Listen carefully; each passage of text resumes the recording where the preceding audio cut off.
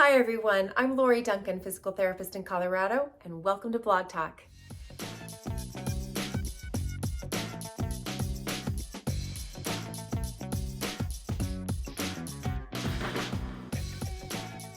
This Blog Talk is about fascia.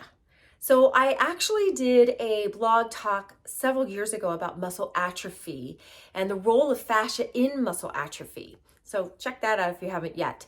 But this is to talk about fascia a little bit more and what we now really understand about the qualities of it and why we should be mobilizing our fascia every day. So here's the thing, if you watch an animal, right? They're stretching and they're doing all these things like my dog every morning, right? Does a down dog as an upward dog. And that one reason is they are trying to always mobilize their fascia for the day. It is something instinctual to them and it feels good and keeps them limber and happy and all the different things. However, we are not doing a very good job as human beings in the fascia stretching department. And I think so many people think, oh gosh, who wants to stretch? I mean, one of my favorite things is when I treat athletes and they're like, yeah, I went on a 3-hour ride today. And I'm like, and did you stretch afterwards? They're like, oh yeah, I didn't have time for that. I'm like, we have time for a 3-hour ride, but we don't have time for 5 minutes of stretching. And what I've realized is not that people don't have the time. It's that they don't want to do it because one, it doesn't feel great. And I don't think people really understand the importance of mobilizing the fascia, i.e. stretching. But we've also went into this whole of stretching where, the hamstrings stretch up the wall or hold your leg up. And, if you have tight hamstrings, that is the most uncomfortable stretch in the world and nobody's ever going to do it. So we're going to talk about some other options for some disliked stretching later on. Stretching does not have to be this horrible, awful thing we do, but it is really important. And we could go down some other science of that in another blog talk about why it is so important to stretch, not necessarily for recovery, but for performance. We'll do that later. Okay, today, so let's talk about this fascia. And one of the things we need to know about fascia is there's two different kinds. There's superficial fascia, right? So we have our skin, and then we have the superficial fascia, and then we have some we have skin, we have some adipose tissue, and then we have superficial fascia, then we have another layer of adipose tissue, and then we have deep fascia. So the superficial fascia is actually what gives us all a lot of kickback, is what I call it in our world, right? When you start to bend over and you are maybe trying to touch your toes, like, oh, I'm not feeling that. A lot of that is that superficial fascia.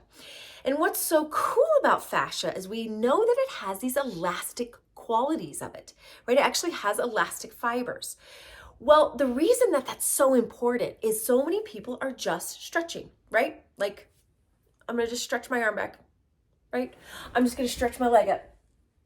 Hold it. Nobody wants to do that. It's so boring. What a waste of our time. And we're not getting into all the yumminess that we could be because of these elastic fibers. Fascia prefers a dynamic stretch. So let's play with this just a little bit. So let me show you an example. If you have a very tight low back here, right? So it's called your thoracolumbar fascia. And it is tight in a lot of people. And a lot of people think that they have spine issues because of the tightness in their thoracolumbar fascia. And that is just not true. So if you were to get onto your hands and knees, right, and you were to think about engaging your core and then rounding your spine, so this is not a cat-cow. You're thinking about engaging your core and rounding your spine. For some people, you might already be like, whoa, that is something. But here's the deal.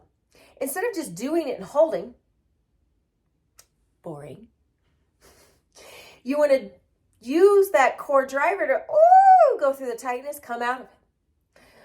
Go through that. And what you'll notice after you do this, maybe 5 to 8 times is what I usually tell my patients, you'll be like, oh my gosh, I have a little bit more mobility into that particular area of fascia. And it applies to every single thing in the body. So think of your very favorite stretch. And if you're like, lady, I don't have a favorite stretch, that's fine too. But think of a stretch. Like I'll think of a hamstring stretch. Let's do that. Nobody likes to do a hamstring stretch. Even I don't like to have to do a hamstring stretch, right? So, right, you're laying on the floor, right? And your leg is up and you're holding it. But you'll get way more bang for your buck if you hold that band, right? And you go up and down. Up and down. down. Yet I'm just saying, if you wanted to do this stretch, you'll get more out of it if you start to dynamically move through it because of the elastic qualities that are in our fascia. And there's a lot more elastic qualities in the superficial fascia, but they still exist in the deep fascia.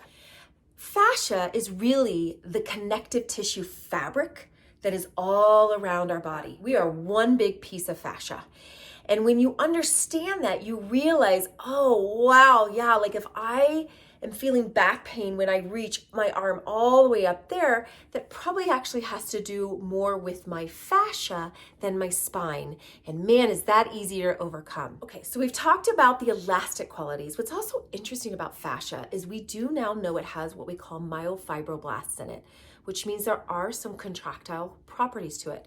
Now, these contractile properties are not enough to really make our muscle move, but when you do have muscle weakness, it can start to take over or try to take over in that area. And that's what I was talking about with that muscle atrophy. So let me show you a couple of new exercises, or maybe they're not new.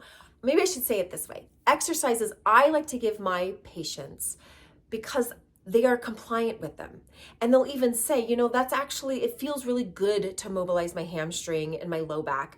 And we're gonna start with those two because those seem to be the places where most people are very, very tight and it's very neglected. And yes, it has something to do with the chair that we sit in at work, but it is what it is. All right, so one of my favorites is to sit in a chair. I'm just turning so you can see it. And you're gonna straighten your leg all the way. Okay, so now put your arms out in front of you. My posture is tall. And I'm gonna reach, using my core to reach over my toes and then back. Oh, by the way, my toes are flexed. Okay, reach over my toes and then come back. Reach over my toes and then come back, and you'll start to notice, oh my gosh, I do get my fingers a little bit further than if I just held that stretch. So let's do a stretch for the low back. So one of my favorites is you put a foot on a chair and the feet are pretty parallel with each other. You're going to engage your core and then you're going to forward bend down. Now what's kind of cool about this particular one is it starts to open up, right? So this foot that's on there, it really starts to open up your back, but it also opens up your hip. It also opens up your adductor a little bit, and it also opens up your hamstring.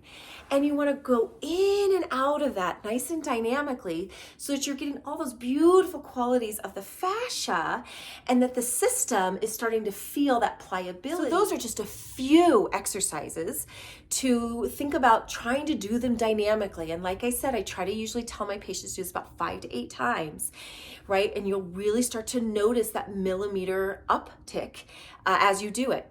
Because here's the deal.